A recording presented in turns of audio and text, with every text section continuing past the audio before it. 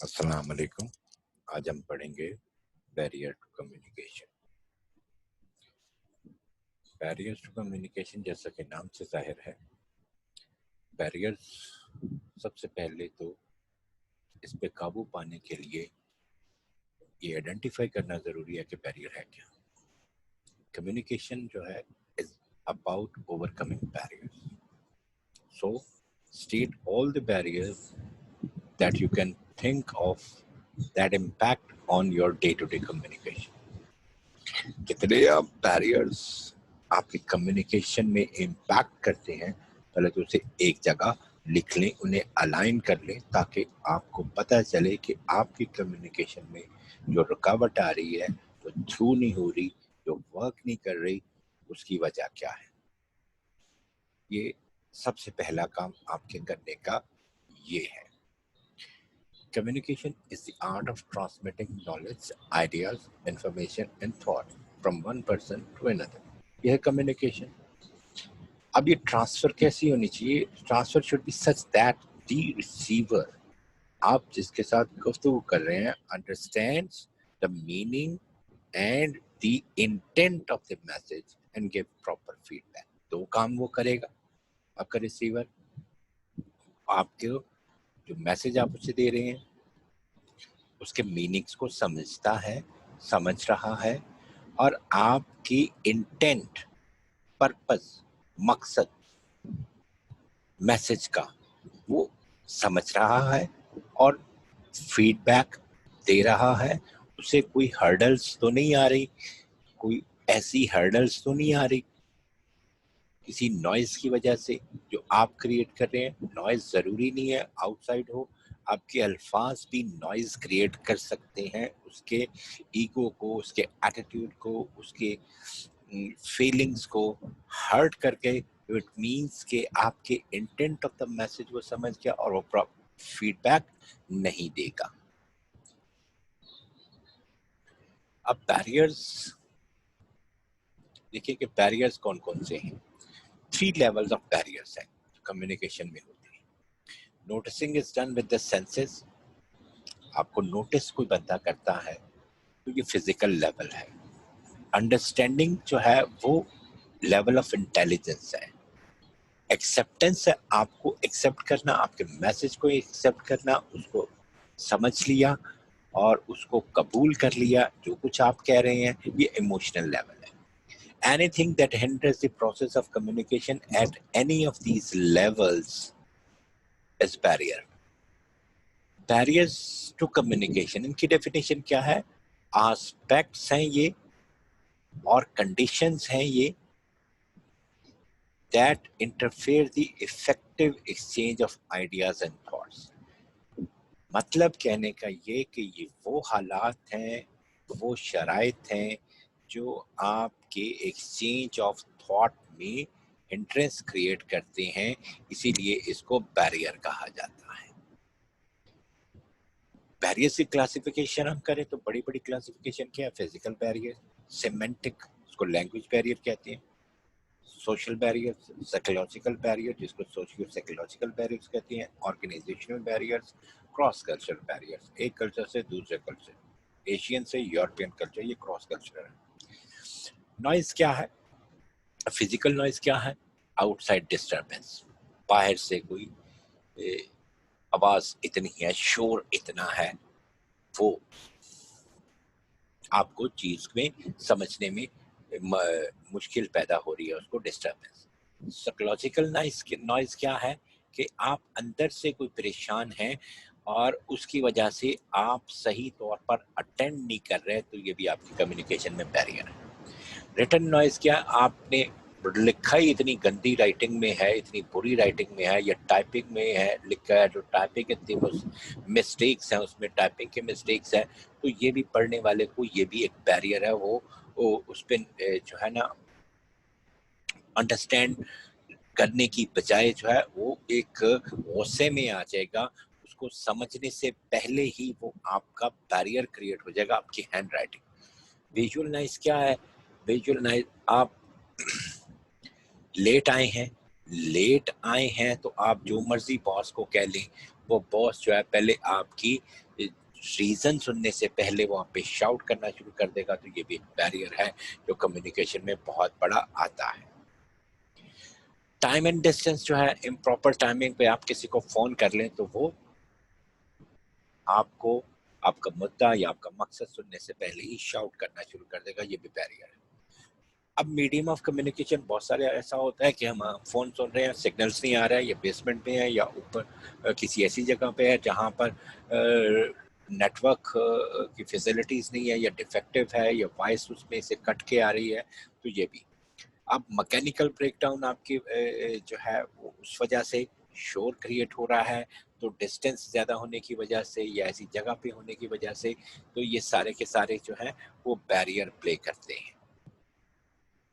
अब similar sounding words ये भी बहुत कंफ्यूजन क्रिएट करते हैं और बहुत मुश्किल कर देते हैं अंडरस्टैंडिंग को। अब एक होमोफोन्स कहते हैं जिसको हम एक जैसी आवाज, होमोफोन एक जैसी आवाज, जैसे पेल पेल, समझने में आपने जो है ये प्रोनाउंसिएशन की वजह से लैंग्वेज का बैरियर आता है, स्पेलिंग डिफरेंट है, मीनिंग डिफरेंट है, लेकिन प्रोनाउंसिएशन सेम है, तो ये उसकी वजह से भी कम्युनिकेशन में बैरियर आ सकता है। जैसे बाय बाय बाय, तीन किस्म का बाय प्रोनाउंसिएशन, एक है रेन और रेन, दोनों के डिफरेंट मीनिंग्स हैं, स्पेलिंग्स भी डिफरेंट है, लेकिन ये कंफ्यूजन क्रिएट करते हैं लैंग्वेज के हिसाब से, तो ये लैंग्वेज का बैरियर जो है इस वजह से भी क्रिएट हो सकता है। अब एक वर्ड के मल्टीपल प्रोनाउंसिएशन है, मल्टीपल प्रोनाउंसिएशन है, वूंड और वाउंड, पॉलिश एंड पॉलिश, एक ही लफ्ज, एक डिफरेंट स्पेलिंग्स, एक प्रोनाउंसिएशन, मीनिंग्स डिफरेंट। इन दोनों वूंड का मतलब और है, इस पॉलिश का मतलब और है, इस पॉलिश का मतलब और है, मीनिंग्स और हैं, लेकिन ये मीनिंग, इसका यूजेज भी और है, लेकिन चूंकि ये स्पेलिंग्स एक हैं तो फिर ये भी बैरियर है कम्युनिकेशन का, कि आपको सही तौर पर जो है आप इसको अब बोल के पढ़ रहे हैं तो अगले बंदे को समझ ना आए, तो ये भी एक होमोग्राफ भी ये बैरियर बन जाता है।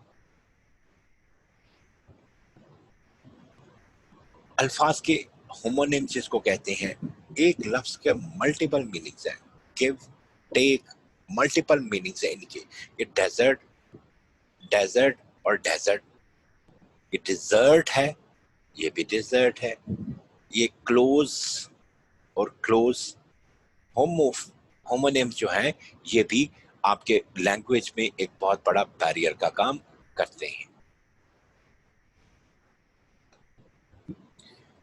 डेनोटेशन एंड कनोटेशन, एक होता है डिक्शनरी मीनिंग्स, लिटरल मीनिंग्स, एक होता है इमोशनल मीनिंग्स, कनोटेशन किसी के तशरीही मानों में लेना।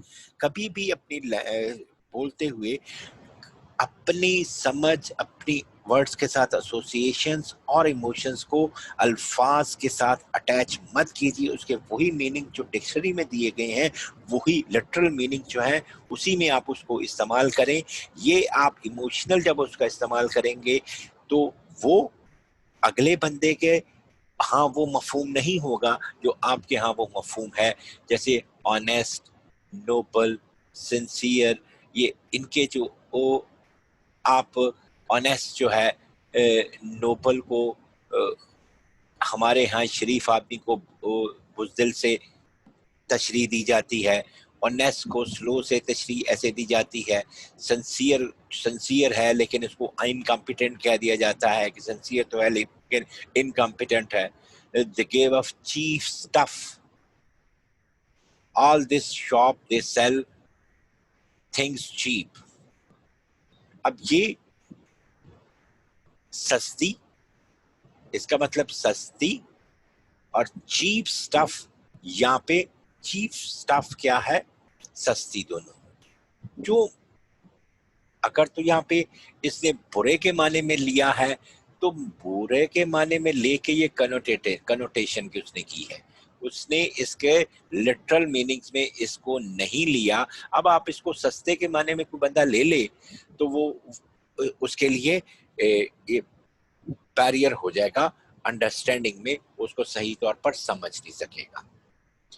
Language barrier, different languages barrier create करते हैं। आप देखें आपके सामने एक तस्वीर बनी हुई है, नी हाउ चाइनीज में हेलो को कहते हैं, इस तरह ओला, ये मुख्तलिफ लैंग्वेज, बॉन्चोर, ओला, ये सारे के सारे रशियन, ये सारे डिफरेंट लैंग्वेजेस में डिफरेंट एक्सप्रेशंस हैं और ये हमेशा बैरियर करते हैं। क्लैरिटी स्पीच में ना होना, आप मंच करना शुरू करते हैं लफ्ज़ों को, आप उनको दबा के पढ़ना शुरू कर दें, आप उन पे जोर देना दो करना शुरू कर दें, आप लफ्ज का मीनिंग कुछ का कुछ बयान कर दें। थैंक यू आप कहते हैं तो थैंक यू ऐसे अल्फाज में कहें कि उसे चिढ़ चढ़ जाए कि इसने ये थैंक यू जो है मुझे एक्चुअली चढ़ाने के लिए किया है, और ये काम अक्सर हम करते हैं ऐसे। अब जैरगन जो है वो कुछ एक खास बोली जो है किसी खास ग्रुप में बोली जाती है, या खास जगह पे बोली जाती है, या खास ऑर्गेनाइजेशन में बोली जाती है, या खास घर में बोली जाती है, या फैशन इंडस्ट्री में बोली जाती है।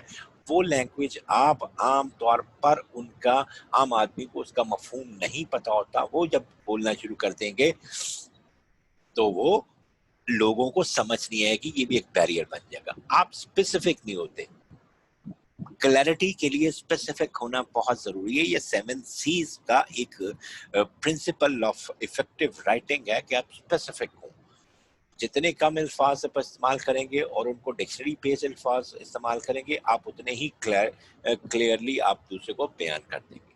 ये साइकोलॉजिकल बैरियर्स हैं, आप एटीट्यूड में हैं, आपकी अपनी ओपिनियन है और उसके हट के आप जाना भी नहीं चाहते, आपके इमोशंस हैं, आपके फिल्टरिंग, और आप दूसरे के मैसेज को डिस्टॉर्ट करना शुरू कर देते हैं।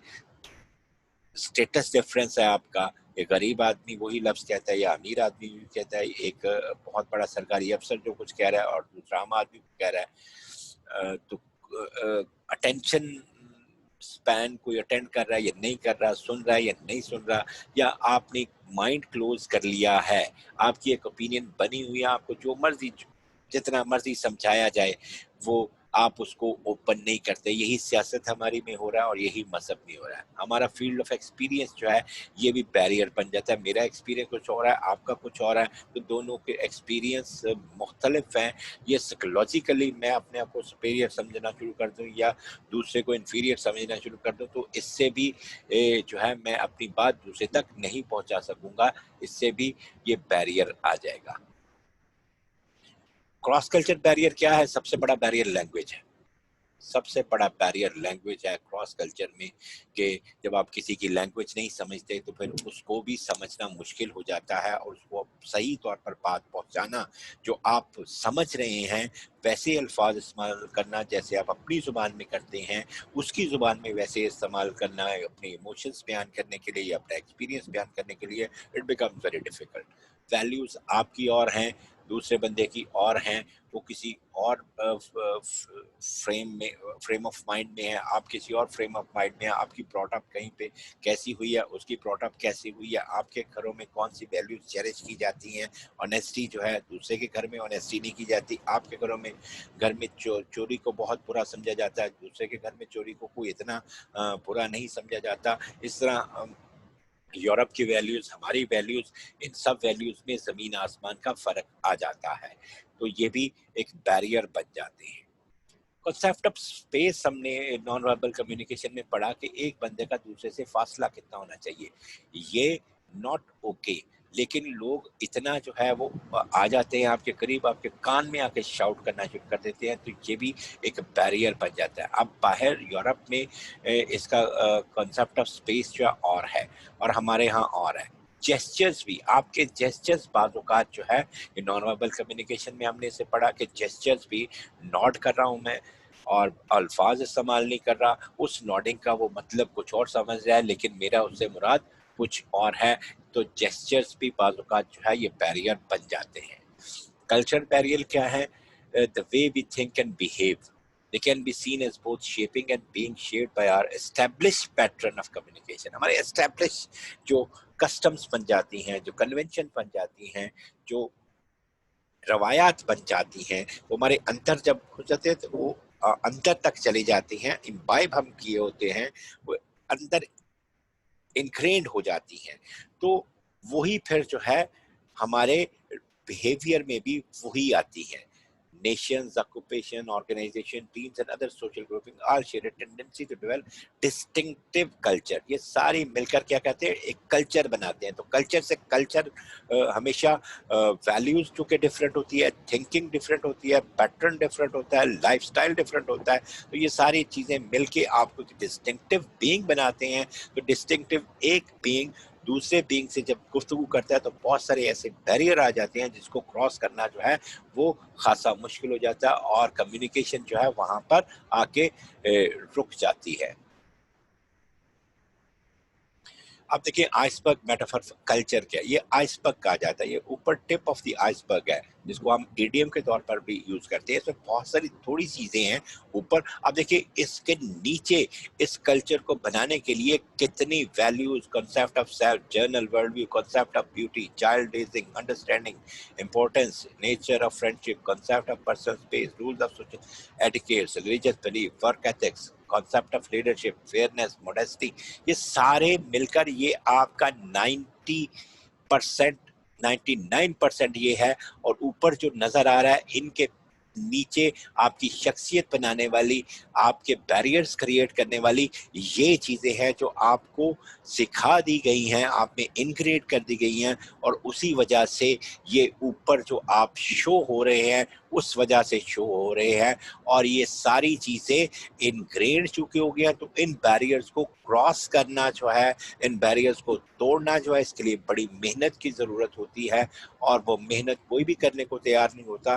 तो इसलिए कम्युनिकेशन जो है वो उस हद तक नहीं रहती।